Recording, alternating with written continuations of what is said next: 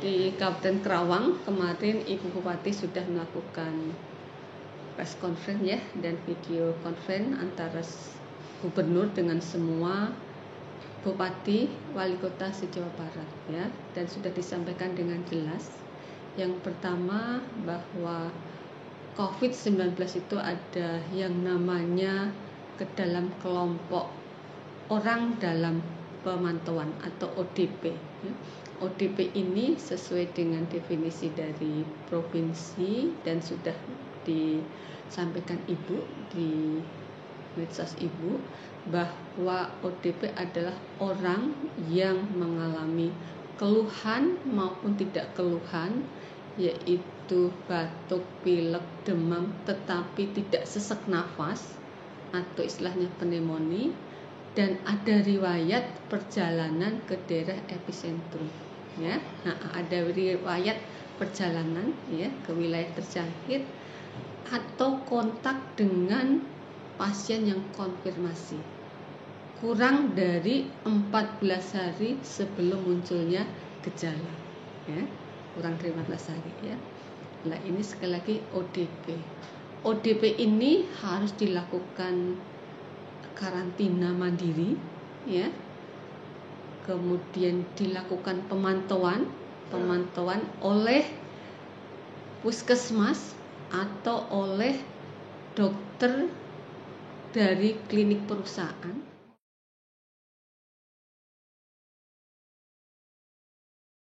Artinya dia tidak boleh kerja dulu ya, istirahat di rumah dulu ya, karena kan masa inkubasinya kan 14 hari yang kita pakai ya.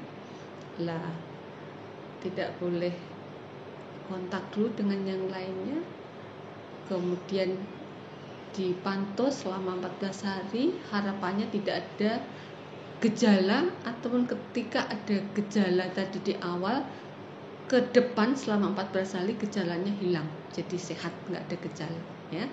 Dengan melakukan apa selama pemantauan itu, yaitu melakukan perilaku hidup bersih dan sehat, melakukan cuci tangan pakai sabun secara standar 6 langkah, menggunakan makan minum gizi seimbang, kemudian ketika ada batuk juga harus etika batuk yang benar ya. Ini namanya ODP. Kemudian dari ODP ini ada kelompok berikutnya adalah kelompok PDP, pasien dalam pengawasan. Pasien dalam pengawasan ini adalah orang yang mengalami keluhan batuk, pilek, demam ditambah sesak nafas, dan ada riwayat perjalanan dari daerah epicentrum terjangkit ataupun kontak dengan pasien konfirmasi positif kurang dari 14 hari. Lah, ini bedanya dengan yang tadi, ini ada sesak nafasnya. Ini harus dibawa ke rumah sakit terdekat, baik oleh dokter, baik dia mandiri langsung ke rumah sakit atau dari puskesmas ya. Di rumah sakit akan dilakukan pemeriksaan, yaitu anamnesis, pemeriksaan fisik, kemudian ronsen, laboratorium. Di situ hasilnya akan kelihatan apakah ini disebabkan oleh virus atau selain virus. Kalau selain virus, maka ini diobati oleh rumah sakit tersebut.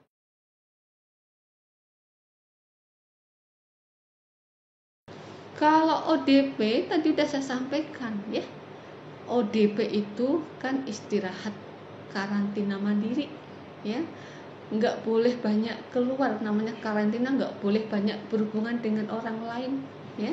Di rumah ya PHBS tadi, makan minum, tidak merokok, istirahat ya, kemudian gizi yang seimbang ya, etika batuk yang benar ya.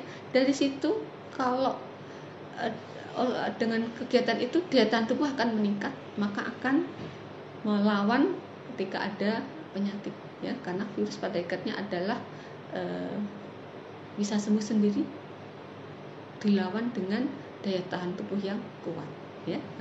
Paham ya?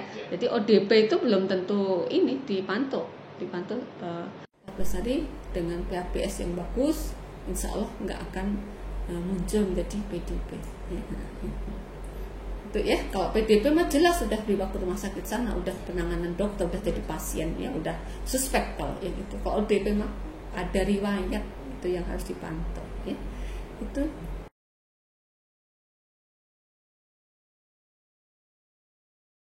iya, kalau dilihat dari karakter dari virusnya kan ya, penyebarannya itu kan melalui 3 hal ya.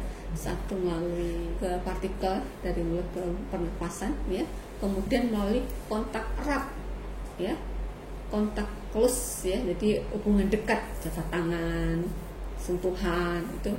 Dan yang ketiga melalui ini, ketika ada tangan kita kotor, ada kumannya, menyentuh mata, hidung, mulut, ini juga bisa sumber penularan ya. Jadi ketika permukaan semua virus itu masuk ya, kemudian kita tangan ini menyentuh di mana-mana, kemudian kita menyentuh mulut, telinga, hidung ya, ini juga sebagai sumber penularan ya. Itu kata ahli yang saya dapat ya. Jadi tidak hanya melalui percikan pernafasan ya, tapi dengan kontak erat tadi. Habis itu kan nanti kita ada megang apa, handle meja ya, kursi, kemudian tangan kita nggak dicuci, masuk ke megang, bukan masuk megang mulut, hidung, mata, itu akan sebagai tempat penularan ya. Tadi Mas menanyakan seperti itu. Jadi untuk penyemprotannya ya, bisa dipakai ketika ada kuman itu ya, untuk mematikan virus tadi ya, biar ini ya. Tapi utamanya juga harus jaga kebersihan utamanya ya, kebersihan disapu, dipel ya. Kemudian kita CPPS-nya ini yang harus rutin ya, cuci tangan pakai sabun ini yang dibiasakan selalu ya, harus megang apa selalu ya, harus lebih ditingkatkan ya.